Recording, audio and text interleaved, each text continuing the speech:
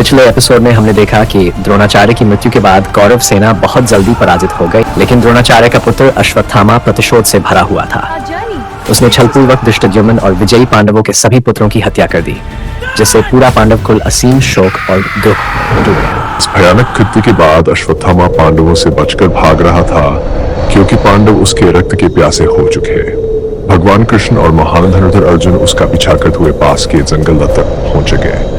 अर्जुन ने तुरंत अश्वत्थामा की दिशा में अपने दिव्य बाणों की वर्षा शुरू कर दी। अश्वत्थामा ने भी मुकाबला करने का निर्णय लिया और दोनों के बीच भयंकर दिव्य अस्त्रों का संघर्ष शुरू हो गया।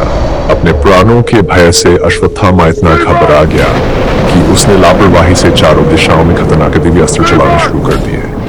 अंततः निराशा और हताशा में उसने संसार का विनाश करने वाले निषिद्ध अस्त्र ब्रह्मास्त्र का प्रयोग कर दिया। यह ब्रह्मास्त्र अनजाने में अभिमन्यु की विधवा उत्तरा के कक्ष की ओर बढ़ गया, लेकिन ठीक समय पर भगवान कृष्ण ने अपनी दिव्य शक्ति से ब्रह्मास्त्र की शक्ति को निष्प्रभावी कर दिया। अब अश्वत्थामा को यह एहसास हुआ कि अब सब कुछ समाप्त हो चुका है, तो वन में रहने वाले दिव्य ईशियों और तपस्वियों की शरण में पहुंचा। ऋषियों ने उसकी पूरी कथा सुनी। विशेष रूप से वेदव्यास और नारद मुनि ने उसे सलाह दी कि वह स्वयं भगवान कृष्ण की शरण में जाए।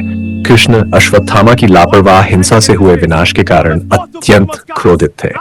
यद्यपि पांडवों ने उसके पिता द्रोणाचार्य के सम्मान के कारण उसे नहीं मारा, फिर भी कृष्ण ने उसके सभी अस्त्र शस्त्र छीन लिए। उसके माथे पर एक अदृश्य मणि रत्न भी थी, जो उसे विशेष शक्ति प्रदान करती थी, वह भी उससे छीन ली गई। इसके बाद कृष्ण ने अश्वत्थामा को श्राप दिया कि वह अपने जीवन भर दर्द और पीड़ा में भटकता रहेगा, लेकिन उसे कभी शांति या मुक्ति प्राप्त नहीं होगी। कौरवों की हार के बाद उनके पिता धृतराष्ट्र ने विजयी पांडवों को हस्तिनापुर के सिंहासन पर बैठकर धर्मपूर्वक राज्य करने का निमंत्रण दिया। युधिष्ठिर ने राज्य संभाला और न्याय के साथ शासन किया, लेकिन समय की गति को कोई रोक नहीं सकता। गांधारी के शाप के कारण यादव वंश का विनाश हुआ, द्वारका नगरी समुद्र में समा गई और अंततः भगवान कृष्ण ने भी पृथ्वी लोक को छोड़ दिया। उनके प्रस्थान से संपूर्ण मानव जगत शोक में डूब गया। हस्तिनापुर में राज्य कर रहे पांडव भी कृष्ण के वियोग को सहन नहीं कर सके। उन्होंने राज्य त्याग दिया और हिमालय की ओर अंतिम यात्रा पर निकल पड़े, ये आशा करते हुए कि वे जीवित ही स्वर्ग तक पहुंच सके और अंततः